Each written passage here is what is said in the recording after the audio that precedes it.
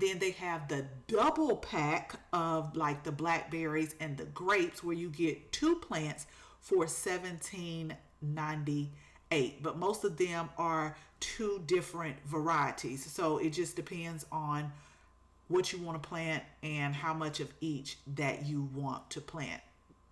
Now I'm going to make sure I link the Tractor Supply video with the updated 2025 prices because y'all, I have been looking at so much garden stuff over the last few days that I am just getting totally confused.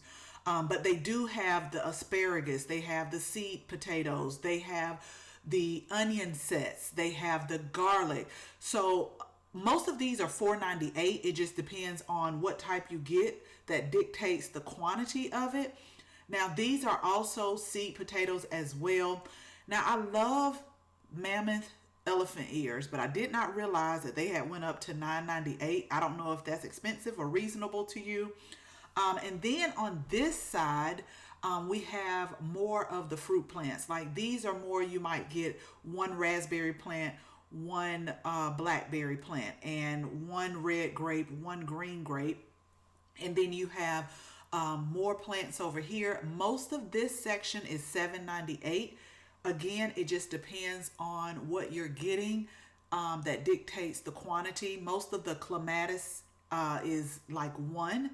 But then again, y'all, let me tell you, make sure you hit the subscribe button because I'm doing an experiment with the dahlias. We left ours in the ground, and so I want to see if they come back up, but they have a lot of dahlias.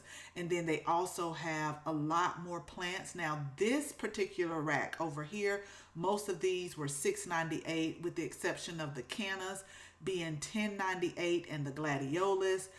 And then when I stepped outside, I was like, oh man, it was such a beautiful day here today in Georgia.